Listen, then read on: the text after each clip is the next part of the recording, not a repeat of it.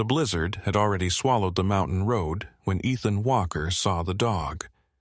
A wounded German shepherd was digging frantically in the snow, clawing the same spot until his paws bled. Ethan almost drove past, but something in the dog's eyes stopped him.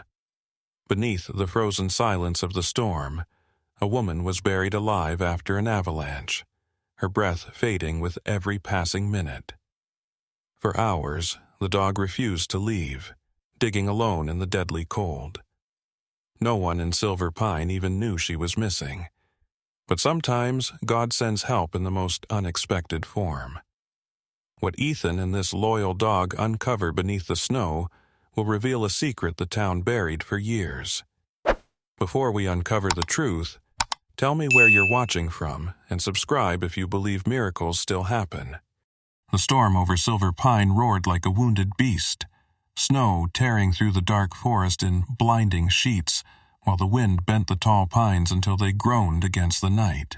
Ethan Walker gripped the steering wheel of his aging pickup as it crawled along the narrow mountain road. At 47, Ethan was a tall, broad-shouldered man, with the weathered face of someone who had spent more time outdoors than among people. A jagged scar ran from the corner of his jaw to the edge of his chin, half hidden beneath a thick salt and pepper beard that he rarely bothered to trim. His hair, once dark brown, was now threaded with gray and kept short under a wool cap. Years earlier, he had been known around Silver Pine as a quiet but friendly carpenter, a man who built cabins and fences with patient hands. But that was before the winter his younger brother died during a snowstorm in these same mountains. Since then, Ethan had grown distant from the town and from people. He preferred the company of trees, wind, and silence. Tonight the silence was gone. The blizzard had come down from the mountains faster than anyone expected.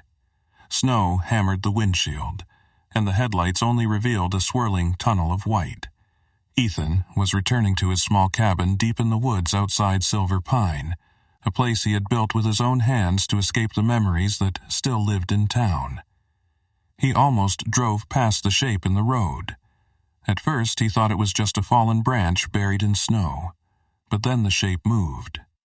Ethan slammed the brakes. The truck slid slightly on the icy road before stopping. He leaned forward, squinting through the storm. Something dark struggled in the drifts beside the road. A dog. He pulled on his coat and stepped out into the wind. The cold hit him like a wall. Snow clawed at his face as he trudged toward the shape. The animal was a German shepherd, perhaps 5 or 6 years old, with a thick black and tan coat now matted with ice. One of its front legs was streaked with blood where the skin had been torn raw. The dog was lean but powerful, its chest broad and its head large with the intelligent angular lines typical of the breed. But it didn't bark. It didn't growl. Instead, it dug. The dog was frantically clawing at a mound of snow beside the road, throwing powder backward with desperate energy. Its breathing came in ragged bursts. Every few seconds its body trembled from exhaustion, yet it forced itself to keep digging. Ethan stood still, watching. The dog paused long enough to glance at him. Its amber eyes met his, and Ethan felt something twist inside his chest. He knew that look. It was not fear, it was pleading. Not for food, not for safety. For help. "Easy there," Ethan muttered, kneeling slowly so the animal would not see him as a threat. The German shepherd didn't retreat. It only whined softly, then turned back to the snow and began digging again with renewed urgency. Snow flew through the air. Claw, claw, claw. The dog slipped once, collapsing onto its side, panting hard. For a moment Ethan thought it might not stand again, but with a low growl of stubborn determination, the shepherd pushed itself upright and resumed digging. "All right," Ethan said, quietly, a strange tightness forming in his throat. "All right, I'm here." He shoved his gloves into the snow and began digging beside the animal. The snow was packed hard from the wind, almost like frozen sand. His fingers quickly went numb, but he kept digging.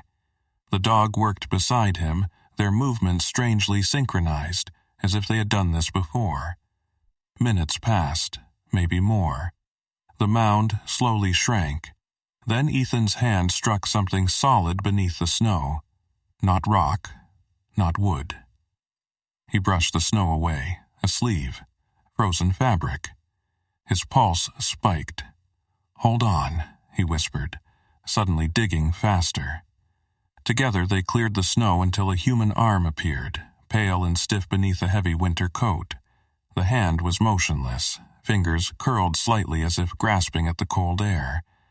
For a second Ethan could only stare. The dog let out a soft cry and nudged the arm with its nose. Still alive? Ethan couldn't tell. Heart pounding, he dug faster, clearing the snow from the shoulders and chest of the buried figure. The wind howled louder around them, as if the storm itself wanted to bury the scene again. Finally, Ethan managed to roll the body onto its back. The hood of the coat fell away. Strands of dark brown hair spilled across the snow. Ethan brushed away the ice from the woman's face, and the world seemed to stop. Claire Bennett, 34 years old. Slender but strong, with intelligent gray eyes and long chestnut hair usually tied into a loose braid while she worked.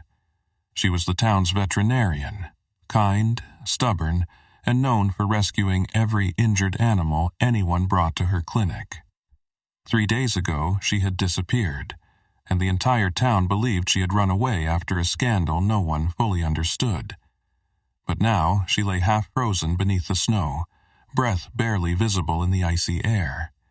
Beside Ethan, the German shepherd pressed its body against her, whining softly, as if begging her not to slip away.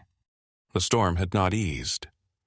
Snow still fell in relentless waves, the forest around Ethan swallowed by a shifting white silence that made every sound feel dangerous. Ethan Walker forced his numb fingers to keep moving as he lifted Claire Bennett from the snow. She felt frighteningly light in his arms, her body stiff with cold. Up close, he could see how pale her face had become beneath the frost. Claire was 34, tall for a woman, with long chestnut hair now frozen into brittle strands against her coat. Her features were sharp but gentle, high cheekbones, determined brows, and the kind of intelligent gray eyes that usually carried calm confidence when she treated injured animals at her clinic in Silver Pine.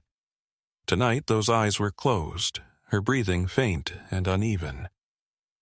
"Stay with me," Ethan muttered, though he wasn't sure she could hear him. The German shepherd pressed against Claire's side, whining softly. "You're coming too," Ethan said to the dog.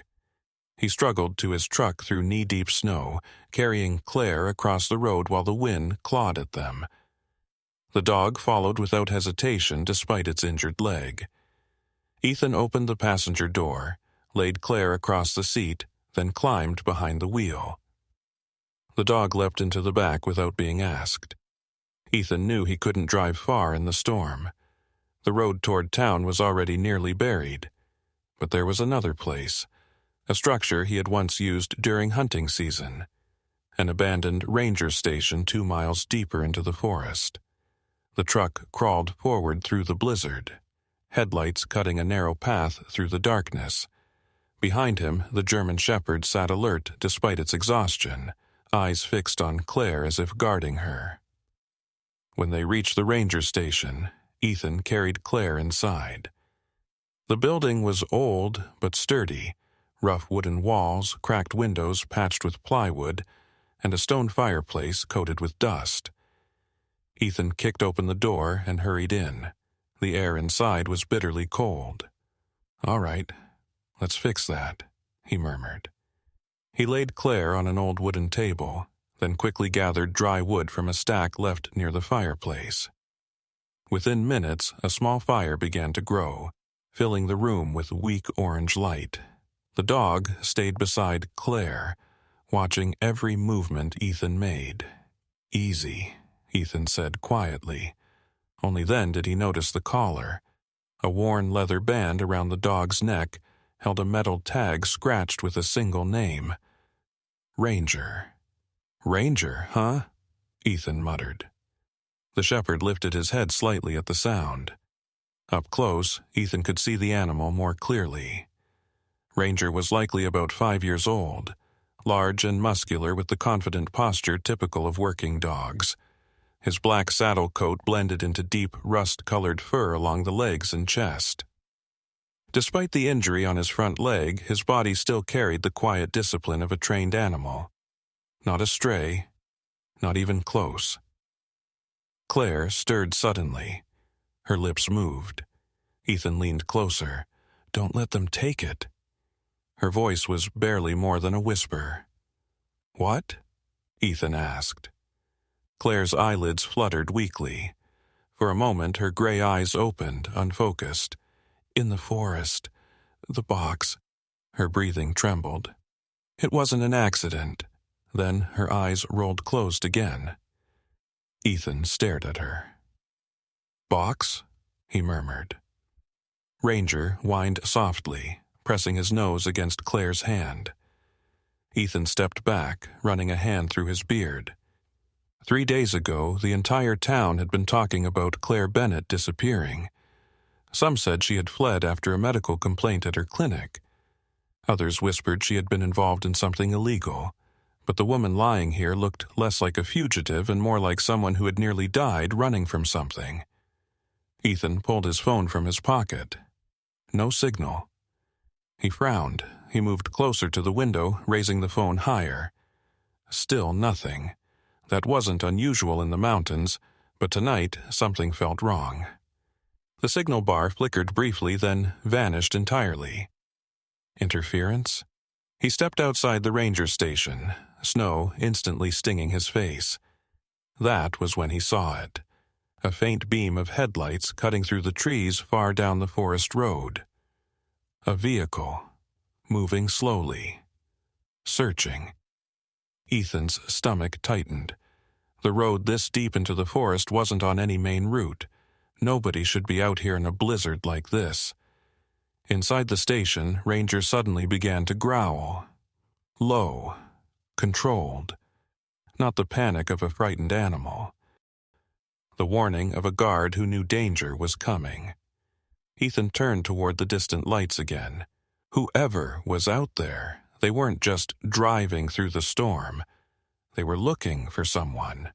And judging by the way Ranger stood over Claire's unconscious body, Ethan realized exactly who that someone was. The wind outside the ranger station rose and fell like a restless ocean, the forest groaning beneath the weight of ice and snow. Inside, the fire Ethan had built cast flickering shadows across the wooden walls, turning the small room into a trembling cave of orange light. Claire Bennett lay wrapped in a heavy wool blanket Ethan had found in a storage chest. Color had slowly begun to return to her face, though the cold still clung to her bones. Up close, she looked more fragile than Ethan remembered from town. Claire had always carried herself with quiet strength, tall, slender, with steady hands that could calm even the most frightened animal. But now exhaustion weighed on her features, and her normally composed gray eyes held something darker. Fear. Ranger lay at her feet, his head resting on the floorboards but his ears constantly turning toward every sound in the forest. The German shepherd had not slept. His amber eyes tracked every movement Ethan made, though the tension in his body eased slightly when Ethan crouched beside Claire again. "You're warming up," Ethan said quietly. Claire nodded faintly. Her voice was still hoarse when she spoke. "I didn't think I'd make it." Ethan leaned back against the table, arms crossed over his chest. "Start talking." Claire hesitated. The fire popped loudly behind them. Then she began. 3 weeks ago, someone brought a dog into my clinic, she said slowly. A shepherd mix. Male, about 3 years old, gunshot wound through the shoulder. Her eyes drifted toward Ranger briefly. The men who brought him in... Something about them felt wrong. Ethan listened carefully. Claire continued. There were 3 of them, one tall, bald, heavy build, another younger guy with tattoos on his neck.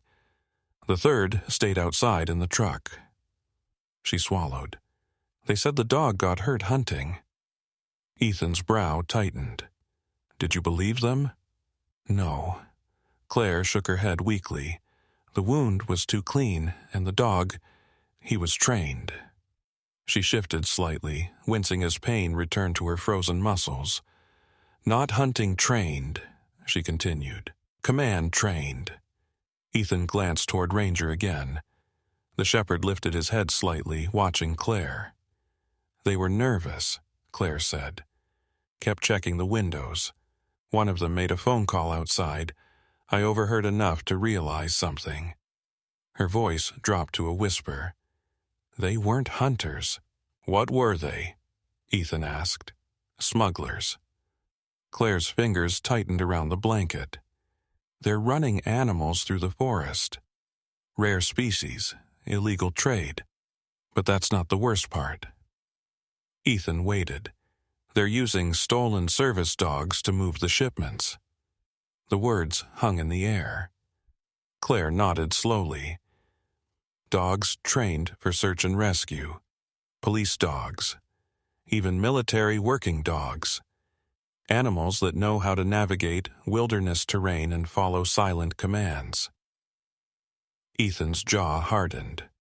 They strap small cargo containers to the dogs, she continued. Drugs, animal parts, anything they don't want caught at road checkpoints. And the injured dog? Ethan asked. Claire looked away. They were going to shoot him after I treated him. Ranger let out a low rumble. Claire reached down, resting her hand gently against his head. That night I checked the truck while they were distracted, she said. I found something in the back seat. What? A waterproof data case. Ethan leaned forward. What was inside? Video files, license plates, bank transfers, names. Claire met Ethan's eyes. Proof. She exhaled slowly. I copied everything onto a backup drive and hid the original in the forest. And they found out, Ethan guessed. Claire nodded. 2 nights ago they came back. Her voice trembled now. They searched the clinic, asked questions, threatened me. She paused. I ran before they could take me. Ethan stared at the fire. So you ran into the mountains. I was trying to reach the Ranger lookout, Claire said. There's a satellite radio there. Her eyes darkened. But they followed me. The storm outside rattled the windows. They chased me up the ridge, she continued. Their headlights were right behind me. Claire's breathing quickened slightly. I cut through the avalanche zone hoping the storm would slow them down. Ethan's voice was quiet. And it didn't. No. Claire shook her head. The snow came down. She closed her eyes briefly. I barely remember what happened after that. I fell. The snow buried me. Her hand tightened around Ranger's fur. But he stayed. Ethan looked at the dog again. Ranger stared back calmly. He kept digging, Claire whispered. Silence settled between them. Finally, Ethan spoke. Where's the data case? Claire slowly lifted her gaze. Hidden under a rock marker about half a mile north of here. Ethan rubbed his jaw thoughtfully. If what you're saying is true, that box could shut down an entire smuggling ring. Claire nodded weakly. That was the plan. A sudden sound cut through the room. Ranger's ears snapped upright. The shepherd rose slowly to his feet. His body stiffened. A deep growl rolled from his chest. Ethan turned toward the window. Through the swirling snow, he saw it again. Headlights. Closer now. Moving slowly between the trees. Claire followed his gaze, her face draining of color. "They found us," she whispered. Ranger stepped forward, positioning himself between Claire and the door. Outside, the engine of the approaching vehicle finally went silent. The engine outside the ranger station remained silent for several seconds, yet the presence beyond the trees felt heavier than the storm itself. Snow drifted sideways through the broken window frames while the fire crackled low behind Ethan Walker. Ranger stood rigid near the door, his muscular body tense despite the injury in his front leg, ears sharply pointed toward the forest. The German shepherd's low growl vibrated through the wooden floorboards like a warning carried by instinct older than reason. Ethan knew that sound. It meant the dog had already decided something dangerous was approaching. Ethan moved quickly. "We can't stay here," he whispered. Claire Bennett nodded weakly from the chair where she sat wrapped in blankets. Though the warmth had returned some color to her cheeks, the cold had drained her strength. Her long chestnut hair hung damp against her shoulders, and her normally calm gray eyes were clouded with exhaustion. Still, determination burned beneath the fatigue. Claire had always been stubborn in the quiet way of people who spent their lives caring for creatures weaker than themselves. "The marker is north," Claire said softly. "Half a mile past the ridge. There's an old fire lookout tower there." Ethan grabbed his coat and rifle from the wall. The weapon was a worn hunting rifle, its wooden stock scratched by years of use, but Ethan handled it with steady familiarity. His broad frame seemed to fill the small room as he moved, the lines of his weathered face sharpening with focus. The scar along his jaw looked darker in the firelight. "Ranger leads," Ethan said. The dog was already waiting at the door. They stepped into the storm.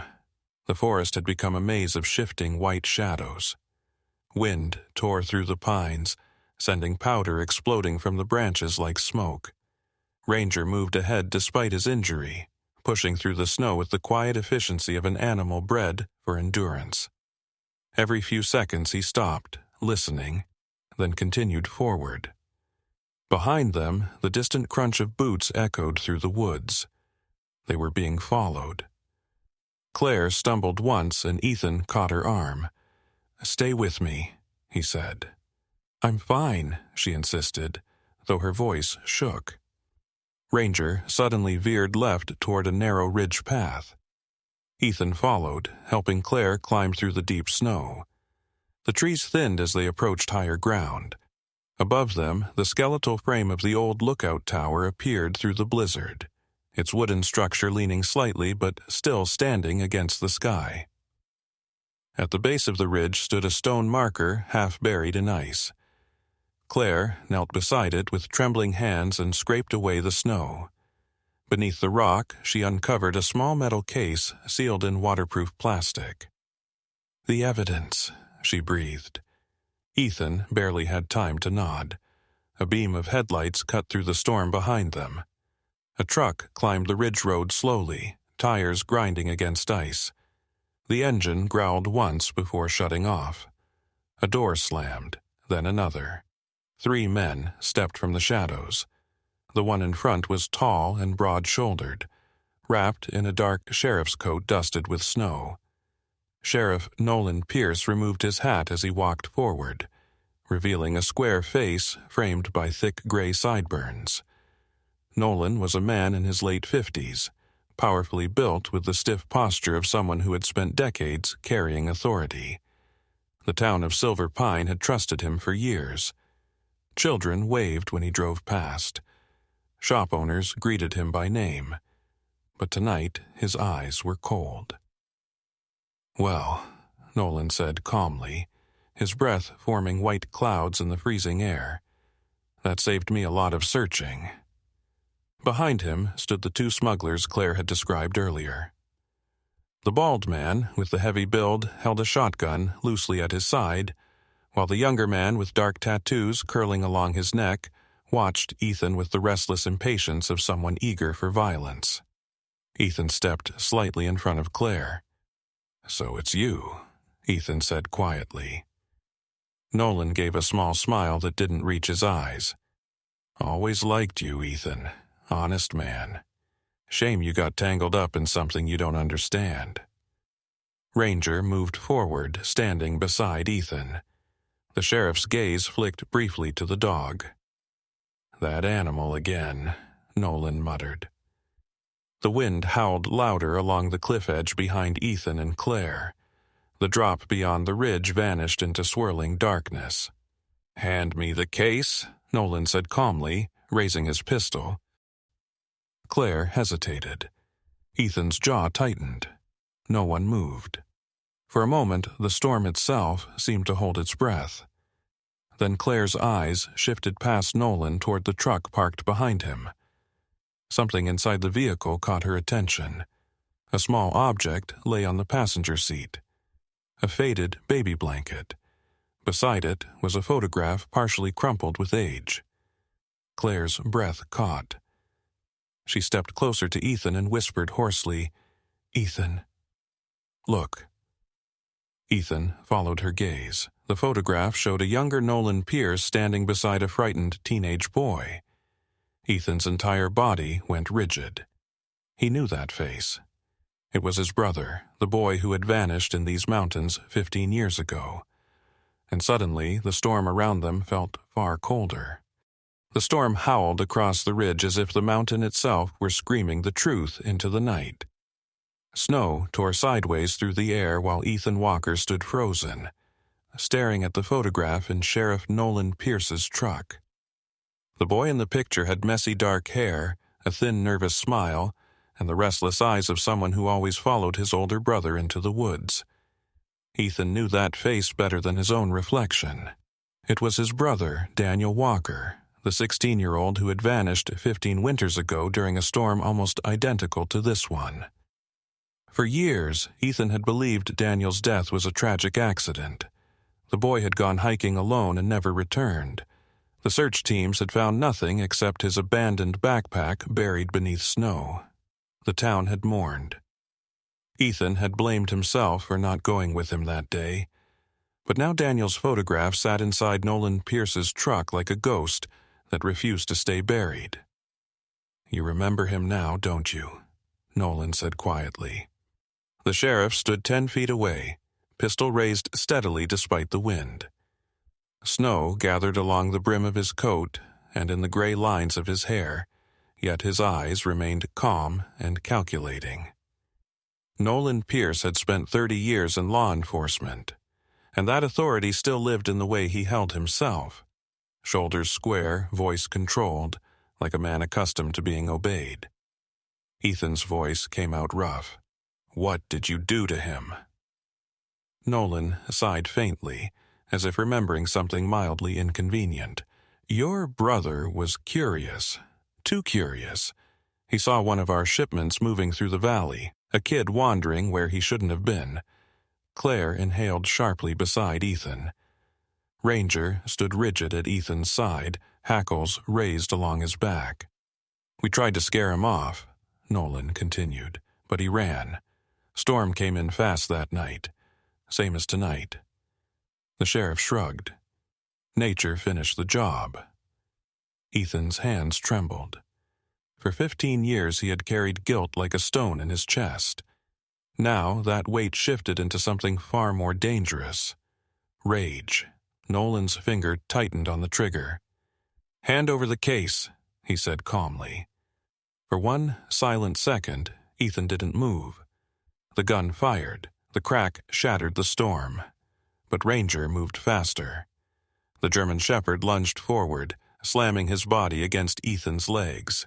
The force knocked Ethan sideways just as the bullet tore past his shoulder, slicing through fabric and grazing flesh. Pain exploded down Ethan's arm as he hit the snow. Ranger landed between Ethan and Nolan, teeth bared. The bald smuggler lifted his shotgun.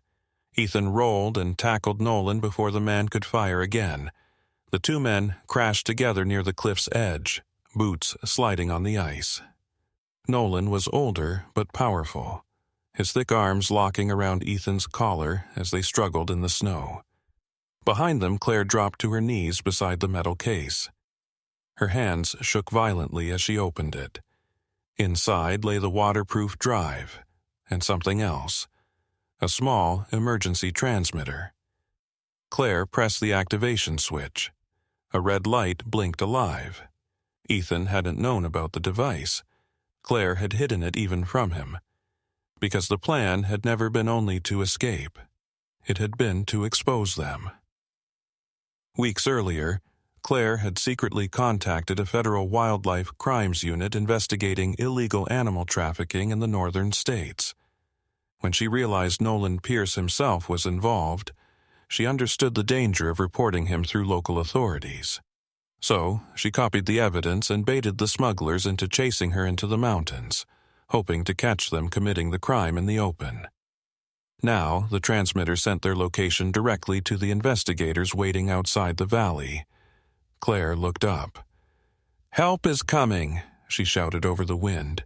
Ethan barely heard her. He and Nolan slid dangerously close to the edge of the ridge. Snow crumbled beneath their boots, revealing black emptiness below. Nolan drove his elbow into Ethan's ribs. "You should have stayed in your cabin," the sheriff growled. Ethan shoved him back with everything he had left. "You should have left my brother alone." Ranger leapt at the bald smuggler, forcing the man backward before he could fire the shotgun. The younger tattooed man hesitated, uncertain. Then the distant thunder of engines echoed through the valley.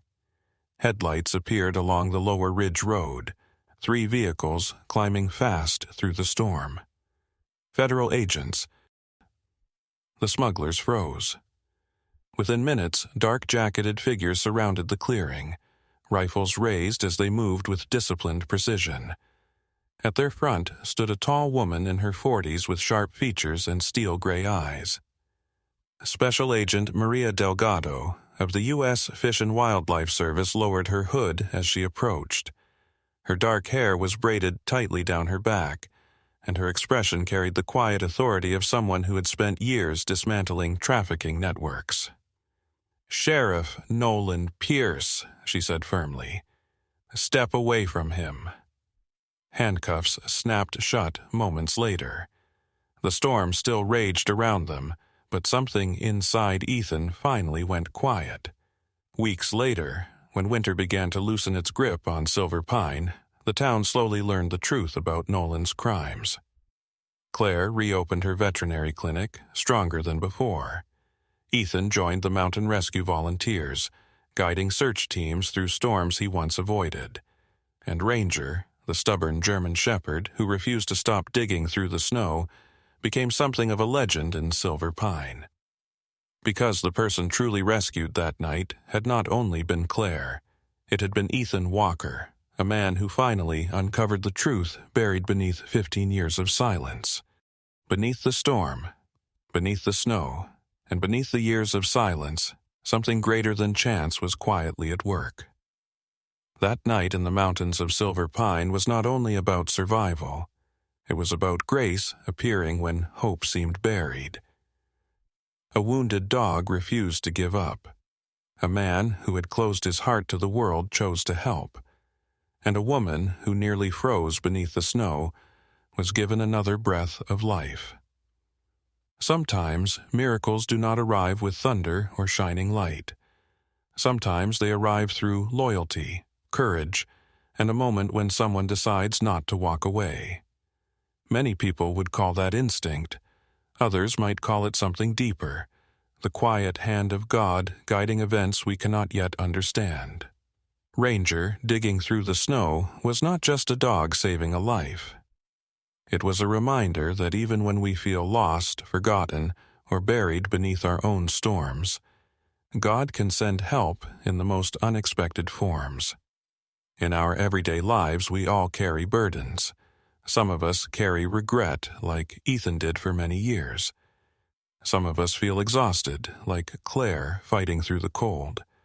And sometimes we are like Ranger, doing everything we can to protect someone we love.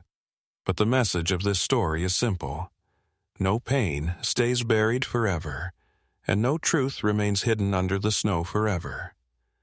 With faith, courage, and kindness toward one another, even the darkest winter can lead us back into the light. If this story touched your heart today, take a moment to share it with someone who might need a little hope. Leave a comment below and tell us where you are watching from and what part of the story meant the most to you. Your words help this community grow and remind others that they are not alone. And if you enjoy stories about the powerful bond between people, animals, and the miracles that sometimes guide them, please consider subscribing to the channel and turning on the notification bell so you won't miss the next story. Before you go, may God bless you and your family. May He bring peace to your home, strength to your heart, and protection over everyone you love. And may every storm in your life eventually lead you to a place of warmth, truth, and new beginnings.